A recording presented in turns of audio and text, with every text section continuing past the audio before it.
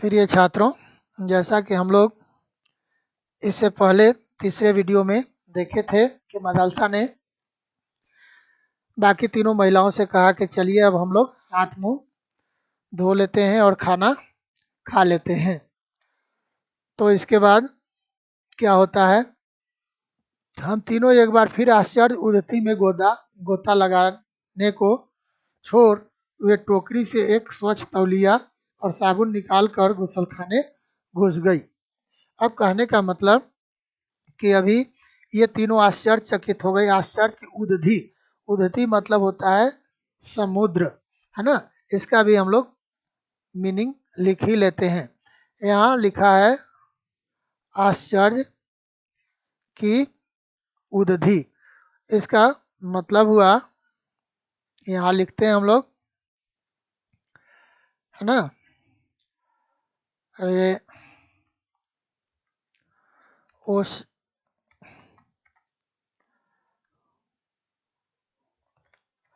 आश्चर्य के समुद्र, आश्चर्य के समुद्र में ये तीनों महिलाएं गोता लगाने लगी, डुबकी लगाने लगी। और इसी बीच में मदरसा क्या करती है कि जो बास्केट रखी थी उस बास्केट में से एक साफ तौलिया निकालती है, साबुन निकालती है और गुसलखाने में, है ना, वॉशरूम की तरफ चली जाती है। उनके जाते ही हम तीनों परम मैत्री की एक डोर में गुथ गए। अब जैसे ही वह गई, अब इधर ये तीनों महिलाएं उसके बारे में अब बातचीत करना शुरू कर दी। और आप सभी जानते हैं कि जब सबकी सब महिलाएं एक साथ हो तो कोई किसी की शिकायत नहीं करती है, लेकिन उसमें से जब एक अलग हट जाती है तो बाकी की औरतें अलग जो औरत हो जाती है उसकी शिकायत शुरू कर देती हैं। तो यहाँ वही देखने को मिल रहा है, जब तक मदरसा थी तब तक इन लोगों ने मदरसा के बारे में कोई ऐसी वैसी बात नहीं की, लेकिन जैसे ही मदरसा वॉशरूम चली गई वैसे ही इन लोगों ने शुरू कर दिया कहना। क्या कहा? अजीब औरत है, क्या आप सोचती हैं ये सचमुच सती होने जा रही हैं? मैंने मराठी महिला से पूछा, लेखिका ने पूछा कि क्या आपको लग रहा है कि ये सचमुच सती होने जा रही है? ये जिस तरह के शरीर है, जिस तरह से इसकी बोलचाल है, इससे लगता है कि क्या ये सती होने जा रही है? तो देखिए, मरने वाला कभी ढिढोरा पीट कर नहीं मरता, वह हंसकर बोली। अब उस मराठी महिला ने कहा, क्या कहा कि जिसको मरना होता है ना, वो इस तरह से ढिढोरा पीट करके, ढिढोरा पीटना मतलब प्रचार करना, है ना। यहाँ ये मुहावरा है एक, ये हम लोग मुहावरा में इसका प्रयोग करते हैं, ढिढोरा पीटना, है ना। तो इसका मतलब होता है, यहीं ऊपर लिखता हूँ,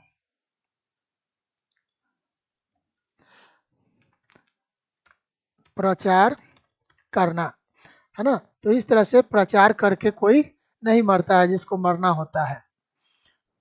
उसके बाद उसने, तब हमको तो इसका यह स्क्रू ढीला लगता है। उन्होंने अपने माथे की ओर उंगली घुमाई। इस जमाने में ऐसी सती फती कोई नहीं होती। तो उस मराठी महिला ने क्या कहा कि मुझे तो इस औरत का स्क्रू ढीला लगता है, अर्थात ये पागल लगती है। और उसने अपने सिर की तरफ उंगली घुमाई और कहा कि इस जमाने में कोई सती फती नहीं होती है, क्षमा कीजिएगा। अब इस बीच में खादीधारी महिला बड़ी गंभीरता से बोली, जो समाज सेविका थी, है ना, जो खादीधारी कहने का मतलब कि वही पंजाबी महिला। उसने कहा कि माफ कीजिएगा, सॉरी, है ना, एक्सक्यूज मी, मुझे औरतों का अनुभव आप दोनों से अधिक है। कहा कि औरतों के बारे में आप दोनों से ज़्यादा एक्सपीरियंस मुझे है। मैं ऐसी भावुक प्रकृति की भोली औरतों को चेहरा देखते ही पहचान लेती हूँ। उन्होंने कहा कि इस तरह के जो भावुक प्रकृति, भावुक प्रकृति का मतलब यहाँ मैं पहले इसको घेर देता हूँ, उसके बाद अंग्रेजी में लिख देता हूँ। भावुक प्रकृति का मतलब हुआ, लिखूं कहाँ, अच्छा देखता हूँ यहाँ फिट होगा कि नहीं होगा। इमोशनल नेचर, है ना। उन्होंने कहा कि मैं इस तरह के इमोशनल नेचर वाली महिलाओं को जानती हूँ। ये खद्दरधारी महिला को पूरा विश्वास है कि मदालसा सती हो ही जाएगी, जबकि लेखिका को और मराठी महिला को विश्वास है कि नहीं, इसका स्क्रू ढीला है, इस जमाने में कोई सती फती होता नहीं है, ये ऐसे ही बात बना रही है। तो खद्दरधारी महिलाओं ने कहा कि आप दोनों से ज़्यादा अनुभव है मुझे औरतों के बारे में, मैं जानती हूँ कि इस तरह की जो इमोशनल नेचर की जो महिलाएं होती हैं वे ऐसा कर लेती हैं। आप लोगों ने इसका चेहरा देखा नहीं, आंखें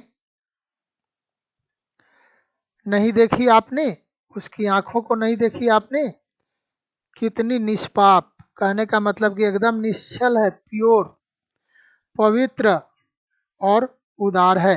आंख को देखने से ही लग गया कि इसके अंदर में कुछ और बाहर में कुछ और हो, ऐसी बात नहीं है। जो अंदर से है वही बाहर से है। मुझे पक्का विश्वास है कि पति की मृत देह देखते ही वह मूर्खता कर बैठेगी। जैसे ही ये पति के डेड बॉडी को देखेगी वैसे ही यह औरत वह मूर्खता कर बैठेगी, कहने का मतलब कि सती हो जाएगी।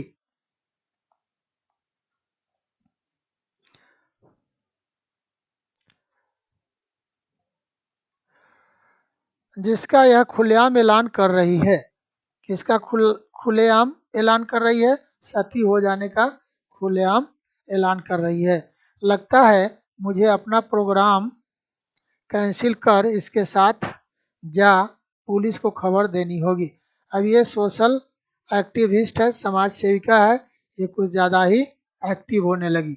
इसने कहा कि मैं जहाँ जा रही हूँ लखनऊ महिला कल्याण गोष्ठी में भाग लेने, उस प्रोग्राम को कैंसिल करके और इस महिला के साथ मुझे जाना होगा और पुलिस को खबर करनी ही पड़ेगी, तभी इसे बचाया जा सकता है।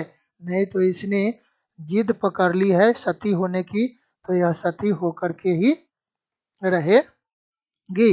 इसलिए मुझे अपना प्रोग्राम कैंसिल करके और इसके साथ जाना होगा। इतने में ही मदालसा हाथ मुंह धोकर ताजा चेहरा लिए आ गई।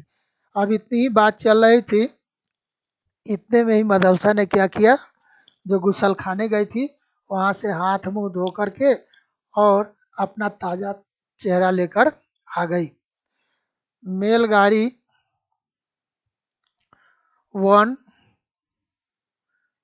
ग्राम, नदी, नाले, पुल, कूदती फादती सराटे से भागी जा रही थी। ये मेलगाड़ी जो है, यहाँ वन लिखा है, वन का मतलब एक मत समझ लीजिएगा, इसका मतलब है जंगल, है ना। यहाँ इसको घेर देता हूँ, नहीं तो इसमें बहुत सारे इंग्लिश के वर्ड आए हैं, इसलिए इसको भी आप लोग इंग्लिश वर्ड समझ करके एक समझ लीजिएगा, है ना। इसका मतलब है जंगल। तो रेलगाड़ी जब जा रही थी तो जंगल को, ग्राम मतलब विलेज, यहाँ ग्राम मतलब वो फिर किलोग्राम नहीं समझना है हमें, ग्राम मतलब गांव समझना है।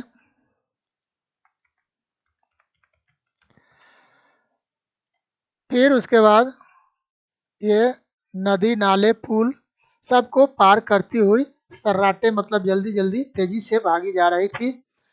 मदालसा ने अपनी टोकरी खोलकर नाश्ता दान निकाल लिया, नाश्ता दान बोलते हैं टिफिन बॉक्स को निकाला, जैसे खरबूजे को देखकर खरबूजा रंग बदलता है, वो ऐसे ही एक यात्री को खाते देखकर दूसरे सहयात्री को भी भूख लगाती है।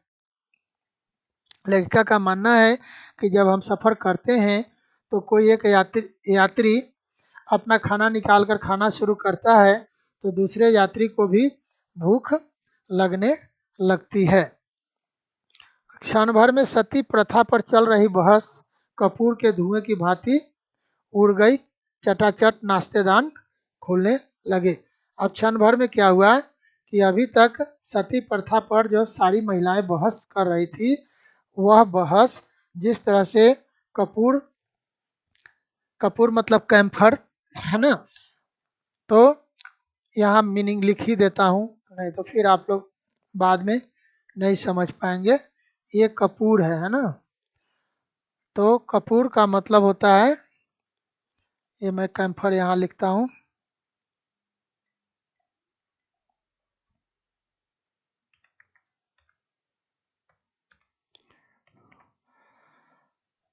तो कपूर के धुएं की तरह यह बहस उड़ गई और सबके सब नाश्तादान खोलने लगी। मदालसा ने कहा और बड़े यत्न से स्वच्छ नैपकिन बिछा छोटे छोटे स्टील के कटोरदान सजाने लगी। और क्या कहा, आइए ना एक साथ बैठकर खाया जाए। अब उसने अपना खाना निकाला और सारी महिलाओं को ऑफर किया, आइए ना एक साथ बैठकर खाया जाए।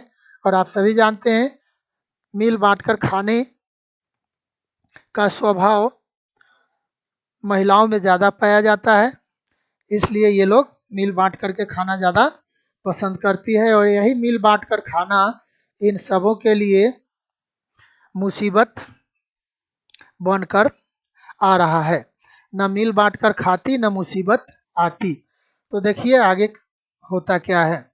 तो जैसे ही मदालसा ने कहा आइए ना एक साथ बैठकर खाया जाए, मदालसा ने कहा और बड़े यत्न से स्वच्छ नैपकिन बिछा दिए। साफ सुथरे नैपकिन उसने बिछाए और छोटे छोटे स्टील के कटोरदान सजाने लगी और छोटे छोटे स्टील के कटोरे सजाने लगी। मैंने कहा, लेखिका ही लिख रही है इसलिए मैंने जहाँ आएगा समझिएगा कि यह स्टेटमेंट लेखिका का है। धन्यवाद। पर हमारे साथ भी तो खाना है, इसे कौन खाएगा। अब लेखिका ने कहा कि हम लोग भी तो अपना अपना खाना लाए हैं, हम लोगों का खाना कौन खाएगा। अब झट से मिस मदालसा क्या बोलती है, वाह जी वाह, अरे उसे हम खाएंगी। ईश्वर ने यह 6 फीट 10.5 इंच दुर्ग आखिर बनाया किस लिए है। अब वह अपने शरीर को दुर्ग बता रही है। यहाँ ये दुर्ग का मतलब लिख देता हूँ, पहले इसको घेरा लगाता हूँ, है ना। ये दुर्ग मतलब फोर्ट है ना, किला। अब उसने अपने शरीर को किला बनाया, बता क्या रहे आप लोग जो लाई है उसको भी हम ही लोग खाएंगे। इतना बड़ा शरीर भगवान ने आखिर बनाया किस लिए है।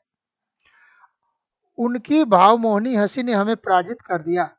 और भावमोहनी हंसी उस तरह से उसने इमोशनल लाफ्टर, ये भावमोहनी हंसी का मतलब हो गया उसने जो इमोशनल लाफ्टर मार दिया, जिसके कारण ये सारी महिलाएं पराजित हो गई, मतलब हार गई, उसकी बात में आ गई, है ना। यहाँ देखता हूँ फिट आ जाए, यहाँ पर मार्जिन में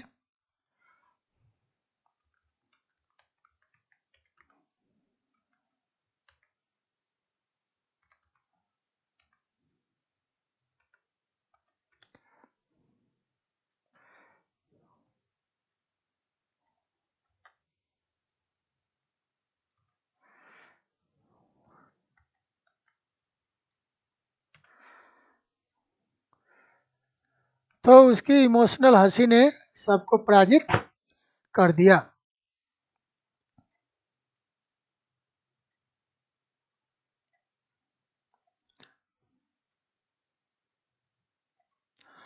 वैसे भी हम तीनों ने एक दूसरी को काक दृष्टि से सती के घृत पकवान को आंखों ही आंखों में घूरते चखते कर भी लिया था।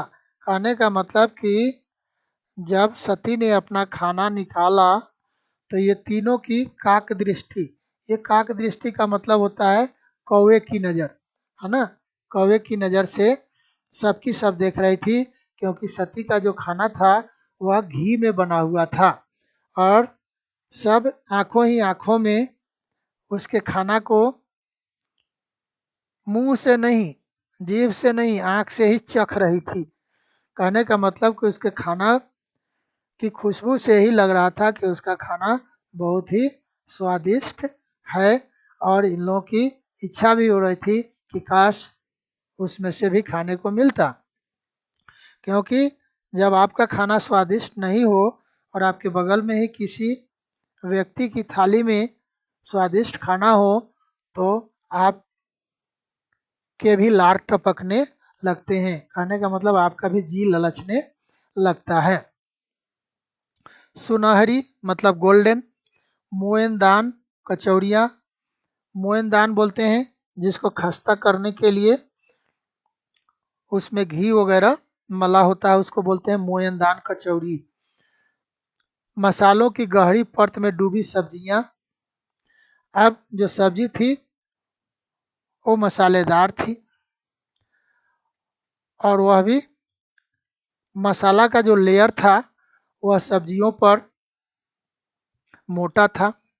रायता था, चटनी थी और थे ठास ठास कर बांधे गए मेवा जरे बूंदी के लड्डू, और साथ में लड्डू भी था और उस लड्डू में तरह तरह के मेवे, काजू, किशमिश ये सब भी डाले हुए थे।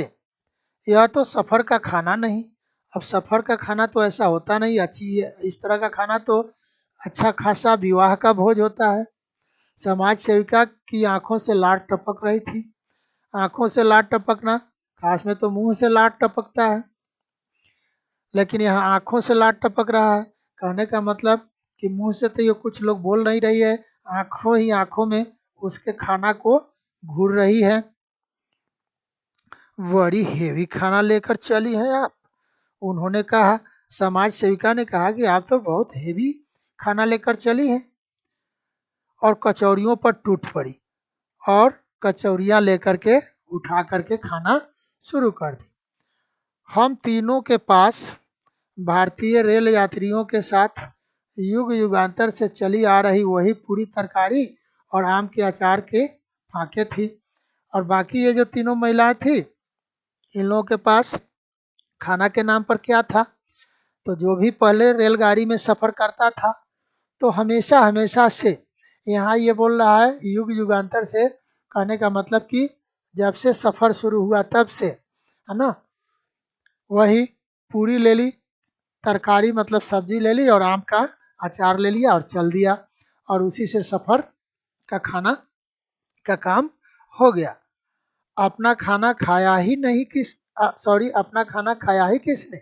अभी इन लोगों में से अपना खाना किसी ने नहीं खाया। मदालसा के स्वादिष्ट भोजन को चटखारे चटखारे ले लेकर, ये भी एक मुहावरा है, स्वाद ले लेकर, चटखारे ले लेकर मतलब स्वाद ले लेकर साफ कर दिया। उधर वे अकेली ही मदलसा ने क्या किया, हम तीनों के नाश्तादानों को जीभ से चाट गई थी। कहने का मतलब कि उस मदलसा के खाना में ये तीनों खा ली, एक एक के खाना में, लेकिन उस मदलसा ने अकेले इन तीनों का खाना साफ कर दिया। विधाता ने सचमुच ही उनके शरीर के दुर्ग में असीम गोला बारूद भरने के लिए अनेक कोष्ठ प्रकोष्ठ की रचना की है।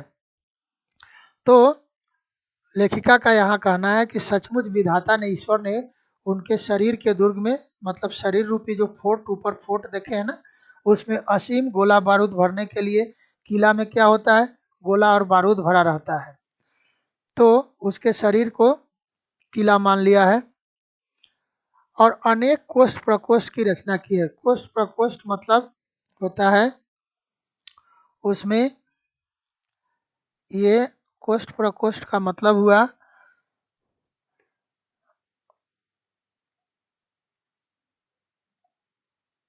यहाँ कमरे और फिर उप कमरे। कोट प्रकोष्ठ का मतलब हुआ कमरे, उप कमरे मतलब कमरा, फिर कमरा के अंदर कमरा, है ना। कोष्ठ मतलब हुआ पहले एक कमरा, फिर प्रकोष्ठ, उसके अंदर एक कमरा की रचना की है। महातृप्ति के कई तार और मंत्र सप्तक की डकार लेकर हाथ मुंह धो मदरसा ने टोकरी में से एक मस्जिद के गुंबद के आकार का पानदान निकाला। अब आगे देखें हम लोग। महातृप्ति मतलब इन तीनों महिलाओं, मराठी, पंजाबी और लेखिका, तीनों के खाना को खा करके उसने महातृप्ति प्राप्त की और कई तार और मंत्र सप्तक की डकार लेकर, ये तार और मंत्र, इसका भी मतलब हम लोग जानने की कोशिश करेंगे। तार और मंत्र, तार और मंत्र का मतलब मैं यहाँ लिखने जा रहा हूँ। यहाँ नीचे लिखता हूँ, इतनी जगह है यहाँ पर।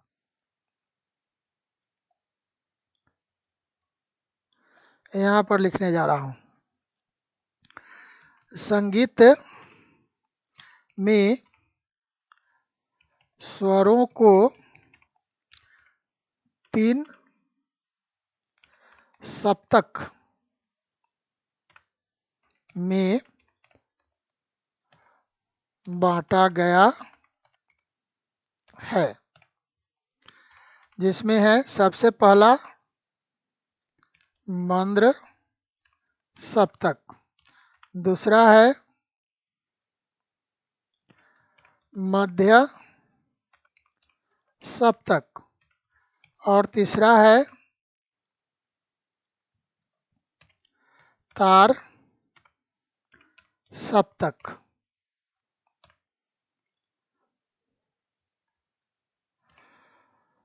तो यहाँ देखेंगे ये कहाँ भाग कर चला गया, इसको ऊपर उठा कर लाते हैं।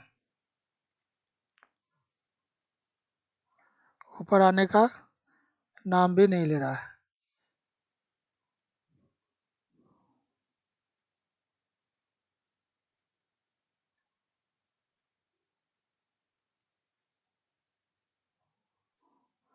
यहाँ देखते हैं कहीं हट जाए।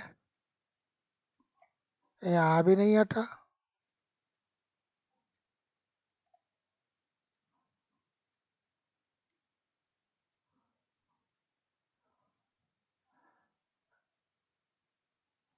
खैर रहने दीजिए।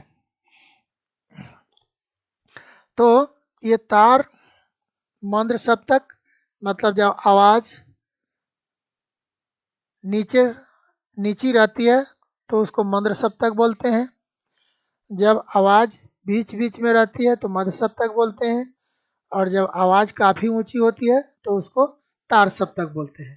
तो इतना सारा खाना खाने के बाद मदालसा ने जो डकार लिया तो वह कभी नीची आवाज में डकार ले रही थी और कभी काफी ऊंची आवाज में डकार ले रही थी।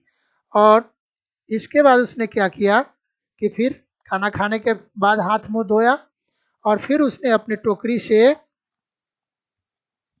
मस्जिद के गुंबद के आकार का, मस्जिद में जो गुंबद होता है ना, जो टोम होता है, उसके आकार का एक पानदान निकाला। और उसके बाद तब देखेंगे क्या होता है। फिर वो पान खाती है और बाकी को भी खिलाती है। तो उसने एक पानदान निकाला और क्या उसने कहा सुनिए। यह मेरे नीलू ने मुझे बगदाद से लेकर भेंट किया था। कहने का मतलब कि यह उसके पति ने उसके लिए बगदाद से ला करके गिफ्ट किया था।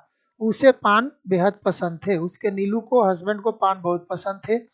इसी से एक ढोली मगही पान और यह पान लेकर ही कल चिता में उतरूंगी। अब उसने कहा कि अब क्या करेगी। अब वह पान बहुत पसंद था उसके पति को, इसलिए वह इस पान दान में एक ढोली मतलब 200 पत्ते, एक ढोली में 200 पत्ते होते हैं, ये भी मैं लिख देता हूँ। एक ढोली का मतलब होता है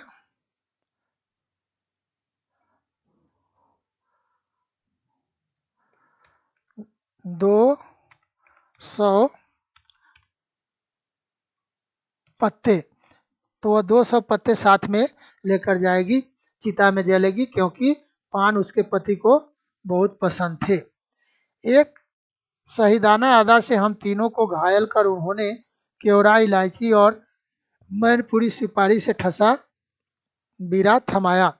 शहीदाना अदा मतलब शाही लोग, है ना, जो एक राजसी अदा से, है ना, उसने तीनों को घायल कर दिया और पान दिया। उस पान में केवड़ा एक एसेंस होता है, इलायची और मैनपुरी सुपारी भर करके पान थमाया। सती प्रथा पर फिर जोरदार बहस छिड़ गई। फिर सती प्रथा पर जोरदार बहस छिड़ी। हाय मेरे अंतिम सफर की प्यारी साथिनों, तुम अब हमें नहीं रोक सकती। और उसने कहा कि मेरी जो ये अंतिम सफर है, अर्थात मैं चिता में जलने जा रही हूँ सती होने, उसमें तुम लोग अभी मेरे साथ हो, तुम लोग मुझे नहीं रोक सकती। और मदालसा लेट गई और बड़ी सधी आवाज में गाने लगी। और मदालसा लेट गई और एक सधी आवाज में, मतलब बिल्कुल सधे हुए स्वर में गाने लगी। न जानियो जानकी नाथे, सवारे सूत थवानु छय। कहने का मतलब कि इसकी भाषा से लग रहा है कि यह गुजराती है। और उसने गाना शुरू कर दिया और उसने कहा, क्योंकि उसने अपनी भाषा में गाना गाया था, तो उसने कहा समझी इसका अर्थ नहीं ना। और उसने हंसकर पूछा। जानकी नाथ भी यह नहीं जान सके थे कि सुबह क्या होगा। जानकी नाथ मतलब प्रभु राम भी नहीं जान सके थे कि सुबह क्या होगा, अर्थात भगवान को भी मालूम नहीं था कि सुबह में क्या होगा। तो इस लेसन में इतना ही रखता हूँ। यह भी वीडियो बड़ा होता जा रहा है, आगे हम लोग कंटिन्यू करेंगे अगले वीडियो में।